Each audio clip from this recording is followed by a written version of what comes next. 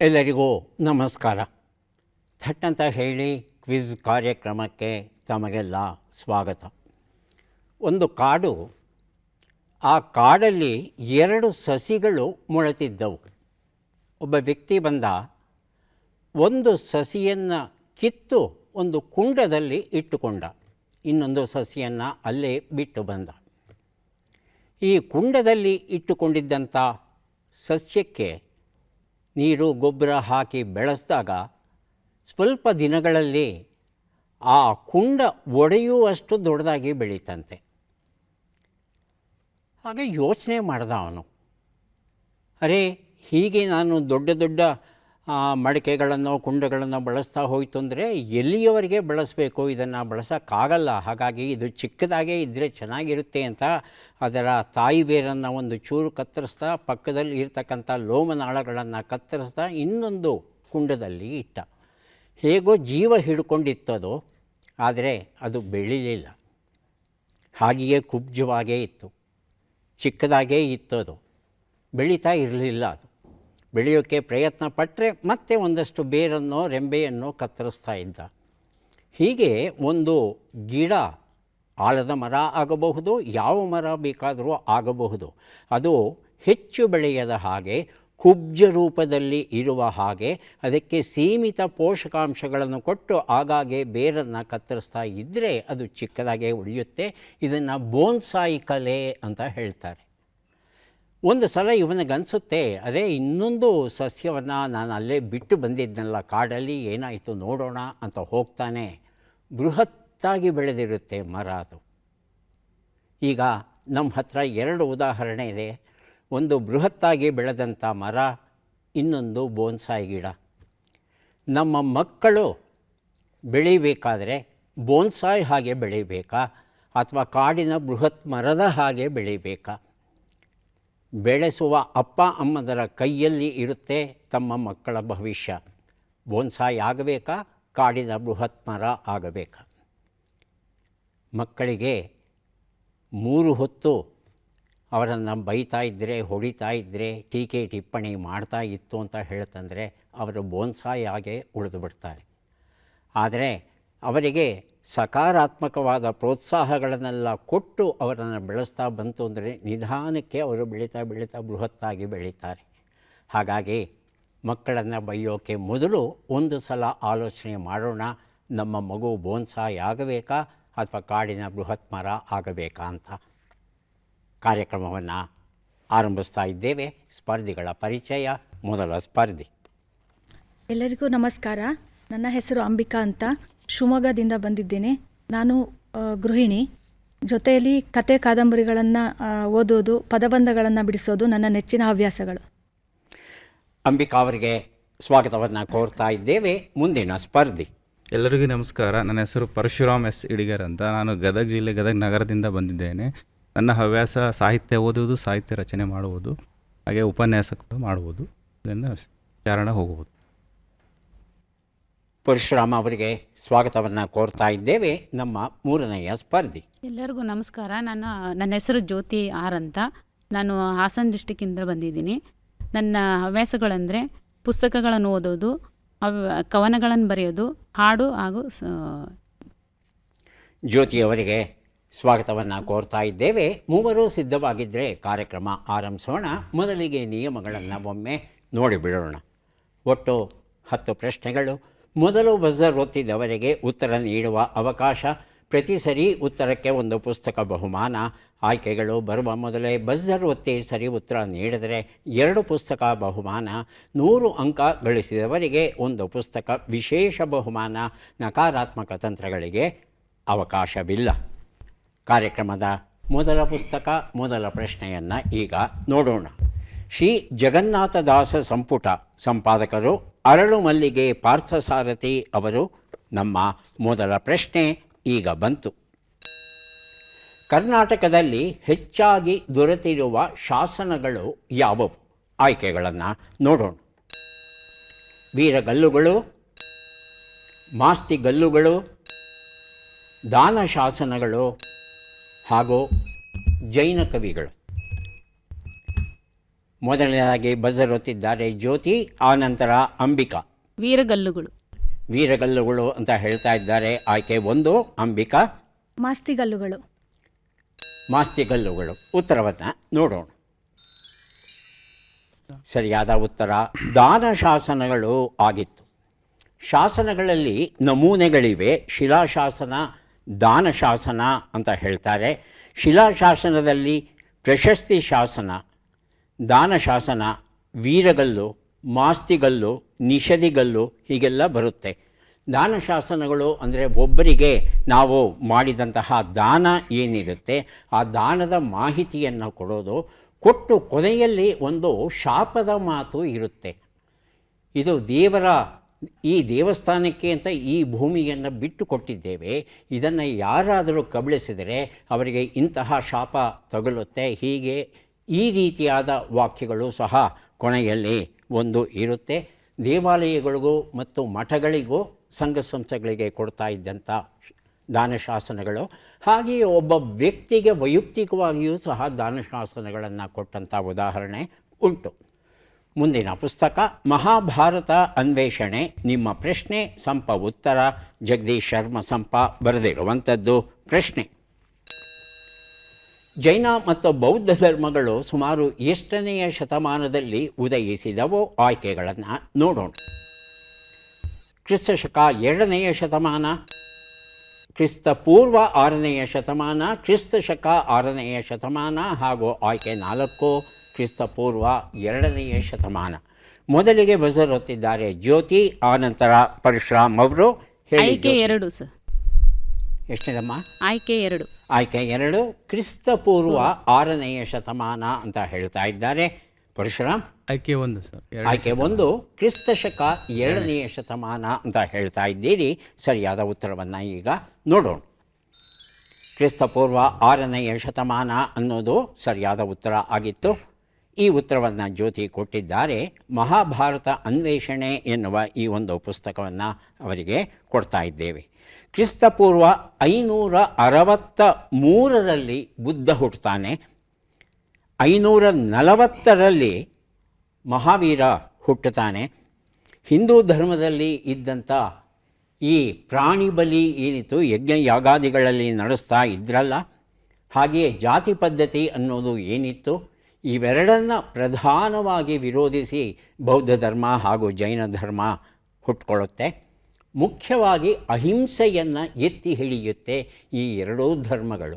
ಹಾಗಾಗಿ ಪ್ರಾಣಿ ಬಲಿಯಿಂದ ಬೇಸತ್ತಿದ್ದಂಥ ಒಂದಷ್ಟು ಜನ ಈ ಎರಡೂ ಧರ್ಮಗಳನ್ನು ಸ್ವೀಕರಿಸ್ತಾರೆ.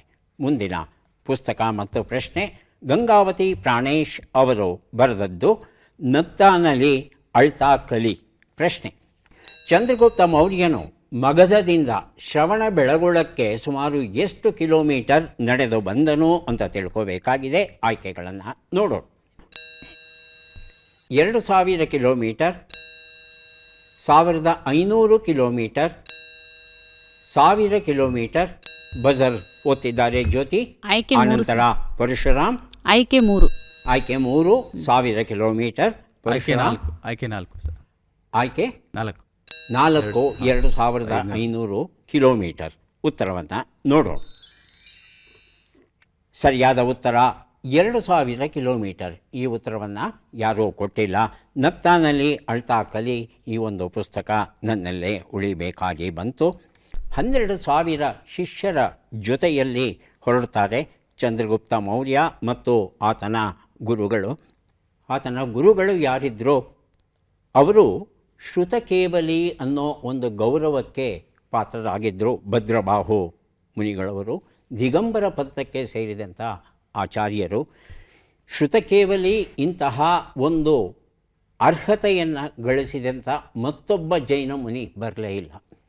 ಅತ್ಯಂತ ಕೊನೆಯಲ್ಲಿ ಕಂಡುಬಂದಂಥ ಮುನಿ ಈತ. 12,000 ಶಿಷ್ಯರ ಜೊತೆ ಬರ್ತಾನೆ. ಯಾಕೆ ಬರ್ತಾನೆ ಅಂದರೆ ಬರಗಾಲ ಬರುತ್ತೆ ಉತ್ತರ ಭಾರತದಲ್ಲಿ ಅಂತ ಗೊತ್ತಾದಾಗ ಅದನ್ನು ಚಂದ್ರಗುಪ್ತ ಮೌರ್ಯನಿಗೆ ಹೇಳಿದಾಗ ಆತ ಪಟ್ಟವನ್ನು ಮಗನಿಗೆ ಕಟ್ಟಿ ನೇರವಾಗಿ ಭದ್ರಬಾಹು ಮುನಿಗಳ ಜೊತೆಯಲ್ಲಿ ಆತ ದಕ್ಷಿಣ ಭಾರತಕ್ಕೆ ಬಂದು ಶ್ರವಣ ಬೆಳಗೊಳದಲ್ಲಿ ನೆಲೆಸಿದ ಅನ್ನೋ ಒಂದು ಮಾತು ನಮಗೆಲ್ಲ ಗೊತ್ತಿರುವಂಥದ್ದೇ. ಆದರೆ ನಡ್ಕೊಂಡು ಬಂದರು ಇಷ್ಟು ದೂರ 2000 ಕಿಲೋಮೀಟರ್ಗಳಷ್ಟು ದೂರ ಅನ್ನೋದು ಅದು ನಮಗೆ ಬೆರಗನ್ನು ಉಂಟು ಮಾಡುವಂಥ ವಿಚಾರ. ಹಲ್ಲೇಗೆರೆಯ ತತ್ವಗಳು ಎನ್ನುವ ಪುಸ್ತಕ ಡಾಕ್ಟರ್ ಶಂಕರ ಹಲ್ಲೇಗೆರೆ ಇದನ್ನು ಬರೆದಿದ್ದಾರೆ.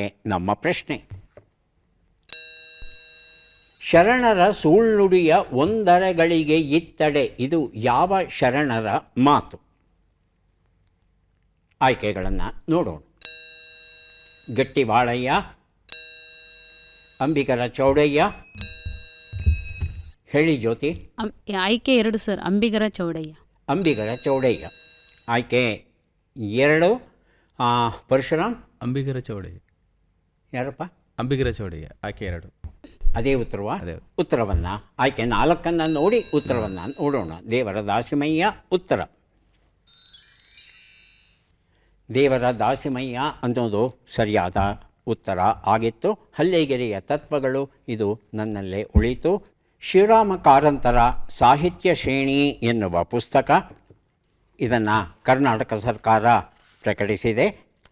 ಬಿ ಮಾಲಿನಿ ಮಲ್ಯ ಅವರು ಸಂಪಾದಿಸಿರುವ ಕೃತಿ. ಪ್ರಶ್ನೆ: ಗೀತಾ ನಾಗಭೂಷಣ ಅವರ ಯಾವ ಕೃತಿಗೆ ಕೇಂದ್ರ ಸಾಹಿತ್ಯ ಅಕಾಡೆಮಿ ಪ್ರಶಸ್ತಿಯು ಬಂದಿದೆ? ಆಯ್ಕೆಗಳನ್ನು ನೋಡೋಣ. ದಂಗೆ, ದುಮ್ಮಸ್ಸು, ಬದುಕು, ಬದಲಾಗುವ ಬಣ್ಣಗಳು. ಮೊದಲಿಗೆ ಬರೆದಿರುತ್ತಿದ್ದಾರೆ ಜ್ಯೋತಿ, ಆನಂತರ ಅಂಬಿಕಾ.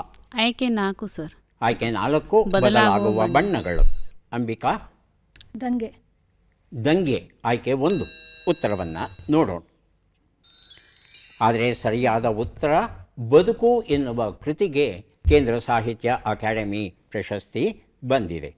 ಮುಂದಿನ ಪುಸ್ತಕ ಮತ್ತು ಪ್ರಶ್ನೆಯನ್ನು ನೋಡೋಣ. ದಾಸ ಸಾಹಿತ್ಯ ಸಾಗರ ಸಂಪಾದಿಸಿದ್ದಾರೆ ರ ನಾಗರಾಜಾಚಾರ್ಯ ಅವರು. ನಮ್ಮ ಪ್ರಶ್ನೆಯನ್ನು ನೋಡೋಣ. ವೈದೇಹಿ ಅವರ ಈ ಕೆಳಗಿನ ಯಾರ ಆತ್ಮಚರಿತ್ರೆಯನ್ನು ಬರೆದಿಲ್ಲ ಅಂತ ಹೇಳಬೇಕು? ಆಯ್ಕೆಗಳನ್ನು ನೋಡೋಣ. ಎಸ್ ವಿ ಪರಮೇಶ್ವರ ಭಟ್ಟ, ಕೋಟ ಲಕ್ಷ್ಮೀನಾರಾಯಣ ಕಾರಂತ, ಸೇಡಿಯಾಪು ಕೃಷ್ಣ ಭಟ್ಟ ಹಾಗೂ ಬಿ ವಿ ಕಾರಂತ. ಈ 4 ಜನರ ಹೆಸರಲ್ಲಿ 3 ಜನರ ಆತ್ಮಚರಿತ್ರೆಯನ್ನು ಅವರು ಬರೆದಿದ್ದಾರೆ. ಒಬ್ಬರ ಆತ್ಮಚರಿತ್ರೆ ಬರೆದಿಲ್ಲ. ಅವ್ರು ಯಾರು ಅಂತ ತಿಳ್ಕೋಬೇಕು. ಜ್ಯೋತಿ? ಆಯ್ಕೆ 3 ಸರ್. ಆಯ್ಕೆ 3 ಸೇಡಿಯಾಪು ಕೃಷ್ಣ ಭಟ್ಟ. ಹೇಳಿ ಪರಶುರಾಮ್? ಆಯ್ಕೆ 4 ಬಿ ವಿ ಕಾರಂತ. ಆಯ್ಕೆ 4 ಬಿ ವಿ ಕಾರಂತ. ಉತ್ತರವನ್ನು ನೋಡೋಣ. ಸರಿಯಾದ ಉತ್ತರ ಎಸ್ ವಿ ಪರಮೇಶ್ವರ ಭಟ್ಟ ಆಗಿತ್ತು. ಅವರ ಬಗ್ಗೆ ಅವರು ಆತ್ಮಚರಿತ್ರೆ ಬರೆದಿಲ್ಲ. ನೆನಪಿನಂಗಳದಲ್ಲಿ ಮುಸ್ಸಂಜೆ ಹೊತ್ತು ಕೋಟ ಲಕ್ಷ್ಮೀನಾರಾಯಣ ಕಾರಂತರ ಒಂದು ಆತ್ಮಚರಿತ್ರೆ. ಅದು ಶಿವರಾಮ ಕಾರಂತರ ಸೋದರ ಇವರು. ಸೇಡಿಯಾಪು ನೆನಪುಗಳು, ಇಲ್ಲಿರಲಾರೆ ಅಲ್ಲಿಗೆ ಹೋಗಲಾರೆ ಅನ್ನೋ ಸೇಡಿಯಾಪು ನೆನಪುಗಳು ಸೇಡಿಯಾಪು ಕೃಷ್ಣ ಭಟ್ಟ ಅವರಿಗೆ ಅವರ ಬಗ್ಗೆ ಬರೆದಂಥ ಕೃತಿ. ಇಲ್ಲಿರಲಾರೆ ಅಲ್ಲಿಗೆ ಹೋಗಲಾರೆ ಅನ್ನೋದು ಬಿ ವಿ ಕಾರಂತರ ಆತ್ಮಚರಿತ್ರೆಯ ಕೃತಿ. ಅವರ ಜೊತೆ ಕೂತ್ಕೊಂಡು ಅವರು ತಮ್ಮ ಅನುಭವಗಳನ್ನೆಲ್ಲ ಹೇಳ್ತಾ ಹೋಗ್ತಾ ಇದ್ದರೆ ಅದನ್ನೆಲ್ಲ ದಾಖಲಿಸಿಕೊಂಡು ನಂತರ ಕೃತಿ ರೂಪದಲ್ಲಿ ಅದನ್ನು ನಮಗೆ ಕೊಟ್ಟಿದ್ದಾರೆ ವೈದೇಹಿ ಅವರು. ಮುಂದಿನ ಪುಸ್ತಕ ಮತ್ತು ಪ್ರಶ್ನೆಯನ್ನು ನೋಡೋಣ. ರಂಶ್ರೀ ಮುಗಳಿ ಸಮಗ್ರ ಸಾಹಿತ್ಯ, ಕಾದಂಬರಿ ಮತ್ತು ಕಥೆಗಳು. ಎಚ್ ಎಸ್ ರಾಘವೇಂದ್ರ ರಾವ್ ಸಂಪಾದಿಸಿದ್ದಾರೆ. ಪ್ರಶ್ನೆ: ಈ ಕನ್ನಡ ಪದ್ಯವನ್ನು ತಪ್ಪಿಲ್ಲದಂತೆ ಓದಿ. ಪದ್ಯ ಈಗ ಬಂತು. ಪದ್ಯ ತಮ್ಮ ಮುಂದೆ ಬಂದಿದೆ. ಈಗ ಅಂಬಿಕಾ ಅವರು ಅದನ್ನು ಓದಿ ನಮಗೆ ಹೇಳ್ತಾರೆ. ಜ್ಞಾನ ಸುಜ್ಞಾನ ಪ್ರಜ್ಞಾನ ವಿಜ್ಞಾನಮಯ ಮಾಣವಕ ರೂಪ ವಸುದೇವ ವಸುದೇವತನಯ ಸುಜ್ಞಾನವನ್ನು ಕೊಟ್ಟು ಕರುಣಿಸೋ ಆದಿನಾರಾಯಣನು ಭೂದೇವಿ ಮೊರೆ ಕೇಳಿ ಯಾದವರ ಕುಲದಲ್ಲಿ ಜನಿಸಿದ ಶ್ರೀಕೃಷ್ಣ ಪಾದಕ್ಕೆ ಶರಣೆಂಬೆ ದಯವಾಗೋ. ಎಷ್ಟು ಕಡೆ ತಪ್ಪು ಮಾಡಿದಿರಿಮ್ಮ? 2. ಹಾಂ, 2 ಕಡೆ. 2 ಕಡೆ ಮಾಡಿದ್ದೀರಿ. ಹಾಂ, ಈಗ ತಾವು ಪ್ರಯತ್ನಿಸ್ತೀರಾ ಪರಶುರಾಮ್? ಹಾಂ. ಜ್ಞಾನ ಸುಜ್ಞಾನ ಪ್ರಜ್ಞಾನ ವಿಜ್ಞಾನ ಸಮಯ ಮಾನವಕ ರೂಪ ವಸುದೇವ ವಸುದೇವತನಯ ಜ್ಞಾನವನ್ನು ಕೊಟ್ಟು ಕರುಣಿಸೋ ಆದಿನಾರಾಯಣನು ಭೂದೇವಿ ಮೊರೆ ಕೇಳಿ ಯಾದವರ ಕುಲದಲ್ಲಿ ಜನಿಸಿದ ಶ್ರೀಕೃಷ್ಣ ಪಾದಕ್ಕೆ ಶರಣೆಂಬೆ ದಯವಾಗು. ಎಷ್ಟು ತಪ್ಪುಗಳು ಮಾಡಿದ್ರೆ? ಆಗಿಲ್ಲ ಸರ್. ಸುಜ್ಞಾನವನು ಅಂತ ಹೇಳಬೇಕು. ಸು ಬಿಟ್ಬಿಟ್ರಿ, ಜ್ಞಾನವನು ಅಂತ ಓದ್ಕೊಂಡು ಹೋಗ್ಬಿಟ್ರಿ.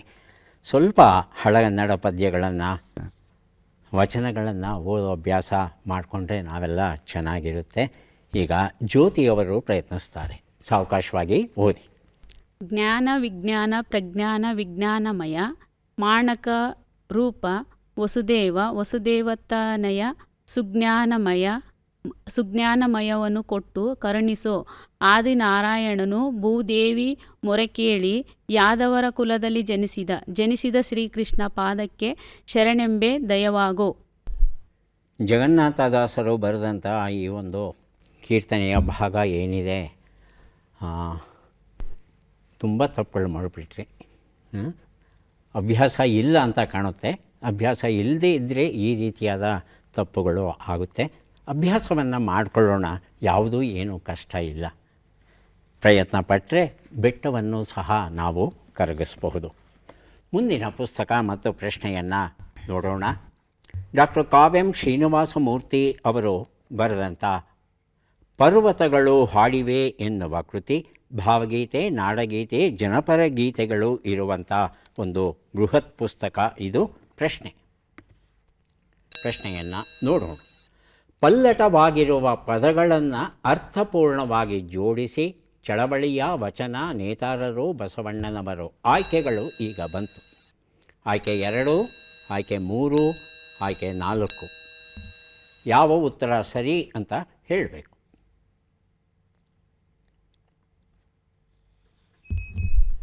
ಬಜಾರ್ ಮೊದಲಿಗೆ ಒತ್ತಿದ್ದಾರೆ ಜ್ಯೋತಿ, ಆನಂತರ ಪರಶುರಾಮ್. ಜ್ಯೋತಿ ಆಯ್ಕೆ 4 ಸರ್. ಆಯ್ಕೆ 4 ಸರಿ ಇದೆ ಅಂತ ಹೇಳ್ತಾ ಇದ್ದಾರೆ. ಪರಶುರಾಮ್ ಆಯ್ಕೆ 2. ಆಯ್ಕೆ 2 ಸರಿ ಇದೆ ಅಂತ ತಾವು ಹೇಳ್ತಾ ಇದ್ದೀರಿ. ಉತ್ತರವನ್ನು ನೋಡೋಣ. ಆಯ್ಕೆ 1 ಸರಿಯಾಗಿತ್ತು. ಬಸವಣ್ಣನವರು ವಚನ ಚಳವಳಿಯ ನೇತಾರರು, ಅದು ಸರಿಯಾದ ರೂಪ. ಶಬ್ದಗಳ ಜೋಡಣೆ ಹಾಗೆ ಬರಬೇಕು. ಇಲ್ಲಿ ಸ್ವಲ್ಪ ಗಡಿಬಿಡಿ ಆದರೆ ಕಷ್ಟ ಆಗುತ್ತೆ. ಹಾಗಾಗಿ ಮನುಷ್ಯನ ಮಿದುಳಿನ ಎಡ ಅರೆಗೋಳ, ಬಲ ಅರೆಗೋಳ, ಲೆಫ್ಟ್ ಹೆಮಿಸ್ಫಿಯರ್, ರೈಟ್ ಹೆಮಿಸ್ಫಿಯರ್ ಎರಡೂ ಸರಿ ಸಮಾನವಾಗಿ ಕೆಲಸ ಮಾಡಿದ್ರೆ ಮಾತ್ರ ಈ ಪ್ರಶ್ನೆಗೆ, ಈ ರೀತಿಯ ಪ್ರಶ್ನೆಗೆ ಉತ್ತರಗಳನ್ನು ಕೊಡಲಿಕ್ಕೆ ಸಾಧ್ಯವಾಗುತ್ತೆ. ಕಾಯ ಅಮರೇಂದ್ರ ಹೊಲ್ಲಂಬಳ್ಳಿ ಅವರು ಬರೆದಂಥ ಪುಸ್ತಕ. ಪ್ರಶ್ನೆ: ಈ ಸಾಹಿತಿಯನ್ನು ಗುರುತಿಸಿ. ಚಿತ್ರವನ್ನು ನೋಡೋಣ.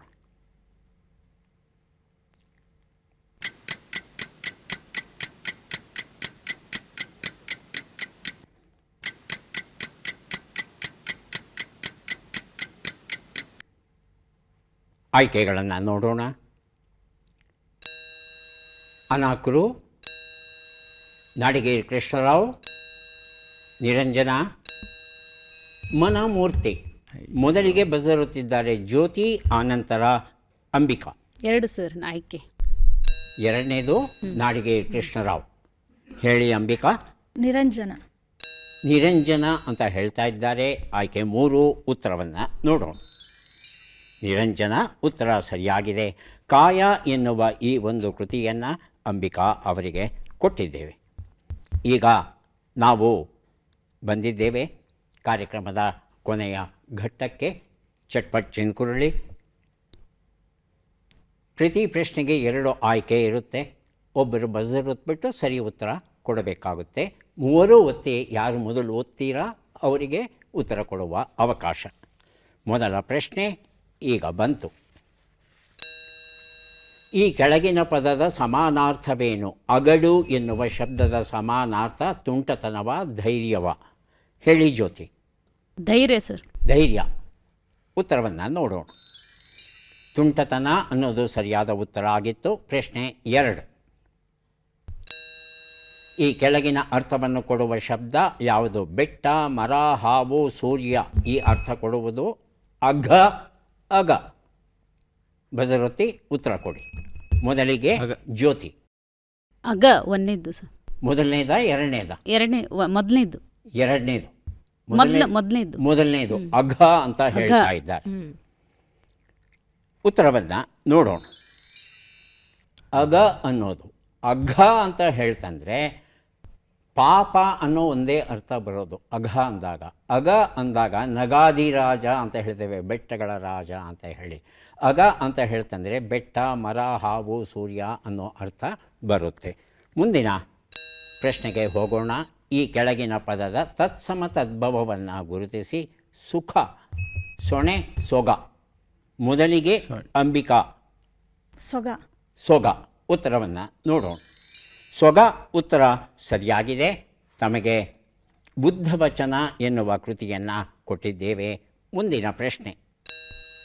ಈ ಪದದ ವಿಗ್ರಹ ರೂಪವನ್ನು ಗುರುತಿಸಿ. ಊಹಾತೀತ, ಊಹೆಗೆ ಅತೀತ, ಊಹೆಯ ಅತೀತ. ಮೊದಲಿಗೆ ಬಸರುತ್ತಿದ್ದಾರೆ ಪರಶುರಾಮ್. ಊಹೆ ಅತೀತ.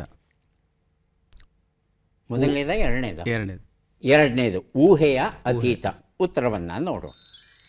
ಊಹೆಗೆ ಅತೀತ ಸರಿಯಾದ ರೂಪ ಆಗಿತ್ತು. ಮುಂದಿನ ಪ್ರಶ್ನೆಯನ್ನು ನೋಡೋಣ. ಈ ಕೆಳಗಿನ ಪದವನ್ನು ಯಾವ ಹೆಸರಿನಿಂದ ಗುರುತಿಸುವರು? ತಳಬುಡ. ಇದು ದ್ವಿರುಕ್ತಿಯ ಅಥವಾ ಜೋಡಿ ಪದವ ಅಂತ ತಿಳ್ಕೋಬೇಕು. ಜ್ಯೋತಿ. ದ್ವಿರುಕ್ತಿ. ದ್ವಿರುಕ್ತಿ ಅಂತ ಹೇಳ್ತಾ ಇದ್ದಾರೆ. ಉತ್ತರವನ್ನು ನೋಡೋಣ. ಜೋಡಿ ಪದ ಆಗಿತ್ತು, ತಳಬುಡ ಎರಡು, ದ್ವಿರುಕ್ತಿ ಅಲ್ಲ. ಮುಂದಿನ ಪ್ರಶ್ನೆ. ಈ ಕೆಳಗಿನ ನಾನಾರ್ಥ ಶಬ್ದವು ಯಾವುದು? ಹಿಪ್ಪಲಿ, ದ್ರೌಪದಿ, ನದಿ, ದುರ್ಗೆ, ಕಪ್ಪು ದ್ರಾಕ್ಷಿ. ಈ ಅರ್ಥವನ್ನು ಕೊಡುವಂಥ ಶಬ್ದ ಕೃಷ್ಣೇ ಹೌದಾ, ಕೃಷ್ಣ ಹೌದಾ ತಿಳ್ಕೋಬೇಕಾಗಿದೆ. ಅಂಬಿಕಾ. ಕೃಷ್ಣೆ. ಕೃಷ್ಣೆ ಮೊದಲನೇದು ಸರಿ ಇದೆ ಅಂತ ಹೇಳ್ತಾ ಇದ್ದೀರಾ? ಹಾಂ, ಉತ್ತರವನ್ನು ನೋಡೋಣ. ಕೃಷ್ಣೆ ಉತ್ತರ ಸರಿಯಾಗಿದೆ.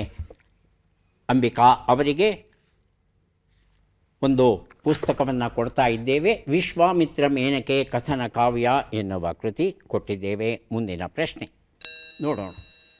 ಈ ಕೆಳಗಿನ ಅರ್ಥದ ನುಡಿಗಟ್ಟನ್ನು ಗುರುತಿಸಿ. ಅಬ್ಬಿಪಾರಿ, ಜವಾಬ್ದಾರಿ ಇಲ್ಲದವನು, ಅರಬ್ ದೇಶದ ವ್ಯಾಪಾರಿ. ಯಾವುದು ಸರಿ? ಜವಾಬ್ದಾರಿ ಇಲ್ಲದ.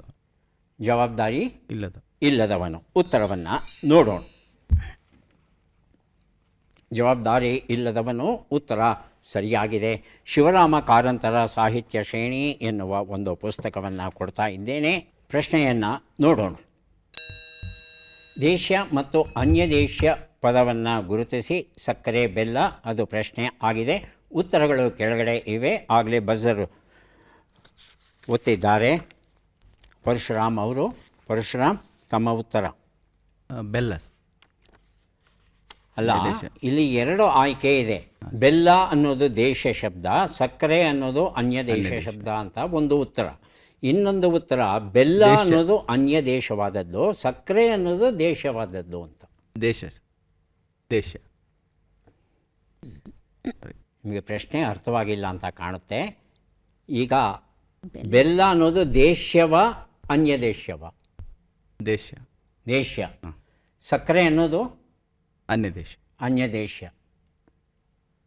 ಉತ್ತರವನ್ನು ನೋಡೋಣ. ಬೆಲ್ಲ ದೇಶ, ಸಕ್ಕರೆ ಅನ್ಯ ದೇಶ. ಹಲ್ಲೆಗೆರೆಯ ತತ್ವಗಳು ಈ ಪುಸ್ತಕ ಕೊಟ್ಟಿದ್ದೇನೆ. ಮುಂದಿನ ಪ್ರಶ್ನೆ. ಈ ಗಾದೆಯನ್ನು ಪೂರ್ಣಗೊಳಿಸಿ. ಅಳಿವುದೇ ಕಾಯ, ಉಳಿವುದೇ ಪ್ರಾಯ, ಉಳಿವುದೇ ಕೀರ್ತಿ ಅಂತ ಮೊದಲು ಬಜರ್ ಒತ್ತಿದ್ದಾರೆ ಪರಶುರಾಮ್ ಅವರು. ಉಳಿವುದೇ ಪ್ರಾಯ. ಉತ್ತರವನ್ನು ನೋಡೋಣ. ಉಳಿವುದೇ ಕೀರ್ತಿ. ನಾವು ಸತ್ತ ಮೇಲೆ ಉಳಿಯೋದು ಕೀರ್ತಿ ಮಾತ್ರ. ಮುಂದಿನ ಪ್ರಶ್ನೆ. ಈ ಒಗಟನ್ನು ಬಿಡಿಸಿ. ಓದೋಕ್ಕೆ ಮೊದಲೇ ಬಜರ್ ಒತ್ತಿದ್ದೀರಿ. ಹೇಳಿ ಜ್ಯೋತಿ. ಹಲಸು, ಮಾವು ಎರಡು ಆಯ್ಕೆಗಳಿದೆ. ಯಾವುದು? ಹಲಸು. ಉತ್ತರವನ್ನು ನೋಡೋಣ. ಹಲಸು ಉತ್ತರ ಸರಿಯಾಗಿದೆ. ನಕ್ತಾನಲ್ಲಿ ಅಳ್ತಾ ಕಲಿ ಈ ಒಂದು ಪುಸ್ತಕವನ್ನು ಕೊಟ್ಟಿದ್ದೇನೆ ಜ್ಯೋತಿ ಅವರಿಗೆ. ಯಾರಿಗೆ ಎಷ್ಟು ಪುಸ್ತಕಗಳು ಬಂದಿವೆ ಅದನ್ನು ನೋಡುವ ಕ್ಷಣ ಈಗ ಬಂತು. ಮೊದಲಿಗೆ ಅಂಬಿಕಾ ಅವರಿಗೆ ಪುಸ್ತಕಗಳನ್ನು ಸ್ವೀಕರಿಸಿ. ಭಾಗವಹಿಸಿದ್ದಕ್ಕೆ ಅಭಿನಂದನೆಗಳು.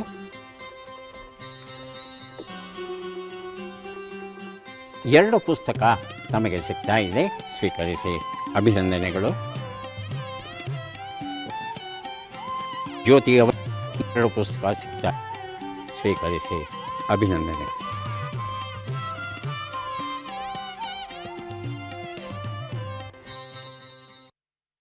ಅಮೆರಿಕದ ಕ್ಯಾಲಿಫೋರ್ನಿಯಾ ಕಾಡಲ್ಲಿ ಜನರಲ್ ಶರ್ಮನ್ ಅಂತಕ್ಕಂಥ ಒಂದು ಮರ ಇದೆ.